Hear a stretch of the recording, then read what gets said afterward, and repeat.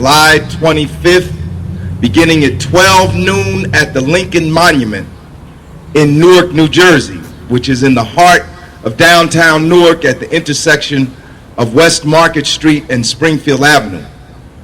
This march is being called in response to the murder of unarmed people, men, women, and children, especially African Americans who comprise 85 or more percent of these incidents. This march is being called in response to the murder of unarmed people by the police, the brutalization and use of excessive force by the police, and the violation of people's constitutional rights by the police. It was the murders of people here in New Jersey, like Abdul Kamal, who was killed, shot 15 times by Irvington police, like Kashad Ashford, who was shot 9 times in the head by state troopers and Lyndhurst police, and by Jerome Reed, whose death went viral on a video from a police dash cam. He was getting out of his car, had his hands open and up, and he was shot to death by police in Bridgeton, New Jersey. And then we had the murder of Michael Brown, who was shot and killed by police in Ferguson, Missouri, which I visited recently. And the choking to death of Eric Garner by Staten Island police. And it's not just men who are being killed. We have Rekia Boyd, who was killed by the police, and Ayanna Jones, who was killed by the police, and on and on and on. So the call from this march initially came out of the pandemic. Epidemic would be too mild a term. The pandemic of police murder, brutality, and torture. Just this year a case was settled in Chicago, where for years the Chicago police had systematically tortured black men. And that case was settled in Chicago recently. So that would have been enough to call a million people's march. Absolutely. But then we had the terrorist attack, the racist terrorist attack upon the Emmanuel AME Church in Charleston, South Carolina, where a white supremacist wearing the flag of the defeated and overthrown racist apartheid regime of South Africa and the flag of the racist regime of Rhodesia that had been overthrown, and who himself had sported Confederate flags on many occasions, was welcomed into the Emmanuel AME Church, welcomed with open arms by people that were praying. Welcomed into that church, sat with those people for an hour, and then he took out his weapon and he fired again and again and again. And when he ran out of bullets, he dropped the clip, put in a fresh one, and continued to fire, killing 9 people. And how do we know that this was a terrorist attack? Because he left a person alive and he told that person, I'm leaving, I'm not going to kill you because I want you to tell other people what happened here today. That's an act of terror. That's an act designed not just to murder the people there on the scene, but in fact to cause terror throughout the community. And that event by itself would have been enough to call upon 1 million people from all around the United States to gather. So we have this pandemic of police brutality. We have this epidemic of racist terrorist attacks, most notably that happened to the Emmanuel 9. But listen to this. The FBI just came out with a report and said that there were over 280,000 acts of hateful violence in the United States last year. So we're calling this Million People's March because, number one, we want to demand an end to the murder of unarmed people by the police. We're calling this Million People's March because we want an end to the use of excessive force by the police. We're calling this Million People's March because we want an end to the violation of people's constitutional rights by the police. We're calling this march not only for an end to the most heinous acts, but because we want the reform and restructuring of police in the United States of America. First and foremost, we want community control and civilian oversight of all police forces in the United States. That is critical to any effort to reform the police. Recently, in response to a Justice Department investigation and report that found that the Newark police were engaged in the violation of people's constitutional rights. This is what the Justice Department found. That they were violating people's constitutional rights. That they were engaged in the use of excessive force. That they were engaged in discriminatory behavior and disparate treatment of people based on race, because 85% of the stop and frisks were of African Americans. And most of the incidents of the use of excessive force were African Americans. But beyond that, that the police weren't themselves engaged in criminal behavior. That the drug and gang units of the police were taking the money and drugs from the people that they put in jail and going back and selling it themselves for their own profit. This is what this is not what Larry Hamm found. This is what the Justice Department found.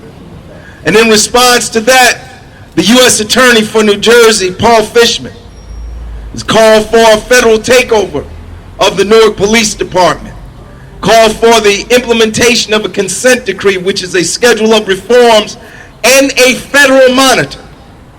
The Newark police cannot be trusted to run themselves. They need a federal monitor. And so when the new mayor, Ross Baraka, was elected, he did not resist the Justice Department's implementation. He, in fact, embraced it. And after more than a half century of Newark residents demanding a police review board, Ross Baraka signed an executive order creating a police review board in the city of Newark, which will become effective sometime this fall. So we're here to demand civilian and community control of police, civilian oversight and community control.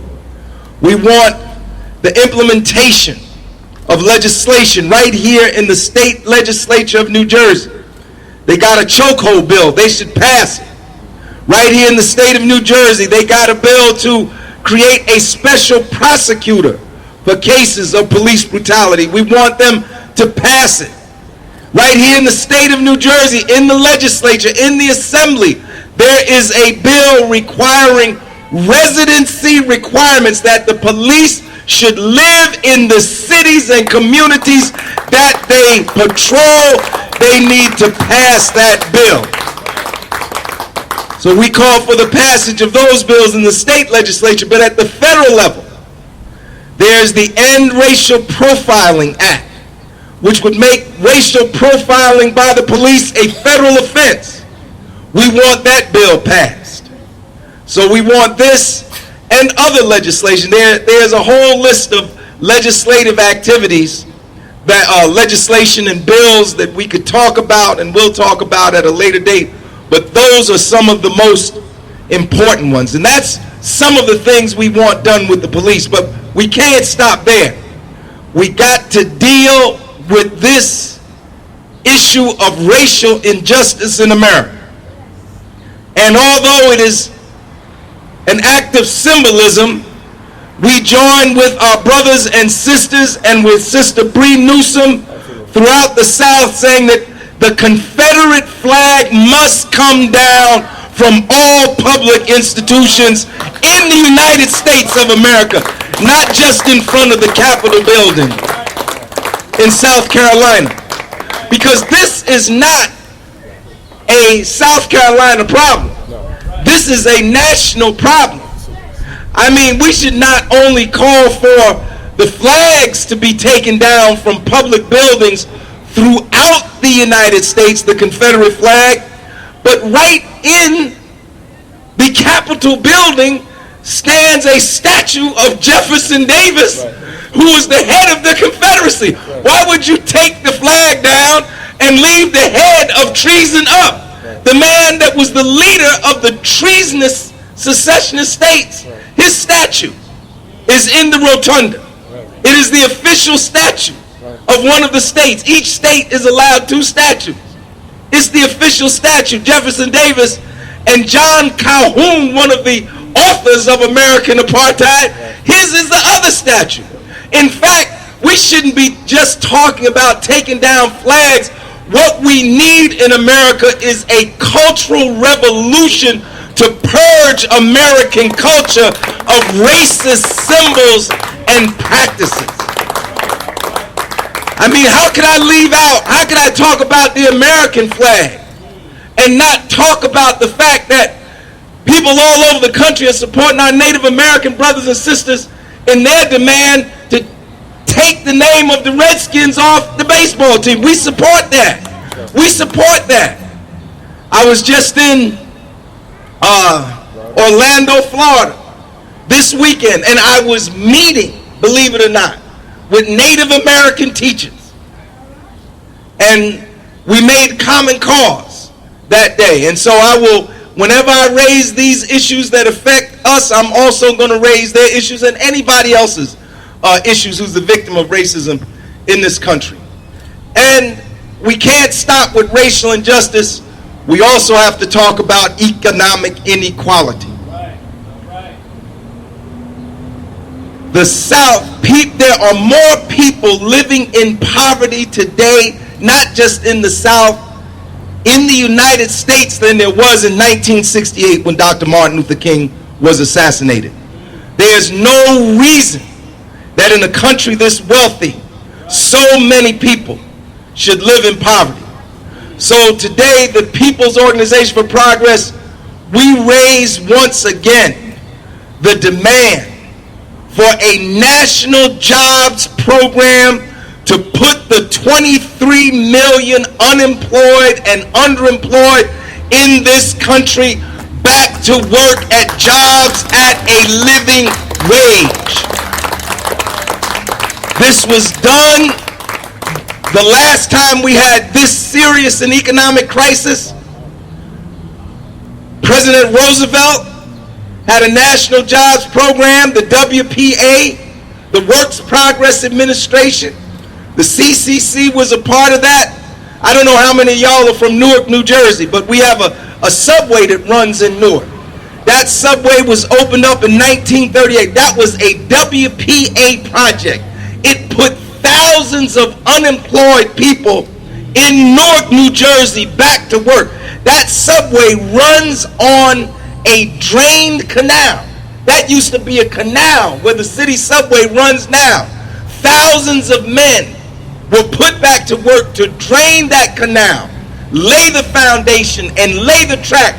That city subway has run continuously from 1938 to this day. Those are the kinds of programs we need in the United States today to put people back to work. So this is why we're marching on July 25th. And I put forward today a call to everybody in the United States, everybody that is outraged by the murder of those 9 innocent, peaceful, loving people. If you are outraged by the murder of those 9 people in Emmanuel AME Church in Charleston, South Carolina, you need to be in Newark. You need to be in Newark. I'm calling upon everybody. Red, yellow, black, white, brown. If you were outraged about what happened in Charleston, you should be in Newark on Saturday, July 25th. This is a time when all people of conscience have to stand up. And I want to say 2 more things, and now I'm going to sit down and shut up. A lot of people say, well, why should we march? Well, my question is, what are you going to do on the 25th if you don't march? People say, well, marching is not going to do nothing.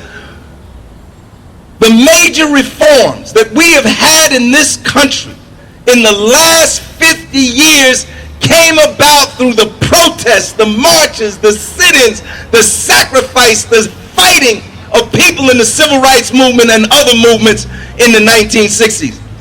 Most of y'all that got college degrees, if you from poor and working class family, you wouldn't, and I'm not just talking about black people, you wouldn't have been able to go to those colleges if it wasn't for people marching and protesting. There was no EOF prior to 1966. There was only the GI Bill. It was the Higher Education Act put forward by people like Adam Clayton Powell after the passage of the Civil Rights Act and the Voting Rights Act. There was the Higher Education Act. Some of these people walking around here talking about we don't need to march. They live in places where they could not have lived had it not been for the passage of the Fair Housing Act, which was a civil rights bill that came after. So look, if you don't want to march, don't march. But don't try to discourage people who do want to act. There comes a time when sometimes you have to take a stand. You have to show collectively how you feel about a thing. And I believe that this terrible tragedy in Charleston, the murder of Mike Brown, the murder of Eric Ferguson and Abdul Kamal and Kashad Ashford and Jerome Reed and many others, that these are signs of the times that we must stand up, brothers and sisters. We must stand up. We must take a stand. When you can't have business as usual. Now listen, if you're going to come to the march or if you want to get information about the march, go to our Facebook page, Million People's March Against Police Brutality Facebook page. Go to that page, join that page, and then don't stop at joining. They got a little blue button there for you to hit, says invite friends. If you're on Facebook and you hit that button, all your friends on Facebook are going to come up. Then you just punch your friends one by one, and they will be invited. This is we got to use all the tools. You know, I'm still for passing out leaflets, but if Facebook can help get some people there on the 25th, use Facebook. Use Facebook and use Twitter and use Instagram. Look, they didn't have no problem telling us about how the people during the Arab Spring were using social media to make a revolution. So if they can use social media over there to make a revolution, we should use social media over here to make a revolution. And so please go to our Facebook page. We also have a website, Million People's March Against Police Brutality website. And you can also call the People's Organization for Progress at 973-801-0001. But let us not, brothers and sisters, stand idly by when people are murdered praying in their church. If that doesn't make you want to move, take action. I don't know what to tell you. If that can't make you take action, then I can't do nothing with you. You have to go to somebody with more expertise than me. And we're at a time here where these people think they can just walk into our churches and murder people with impunity. you know, while they're praying to God and trying to show love to the rest of the world. So thank you. I'm going to turn it back over to John briefly to introduce the other speakers. All right, thank you, Larry. Thank you. That's quite a history lesson.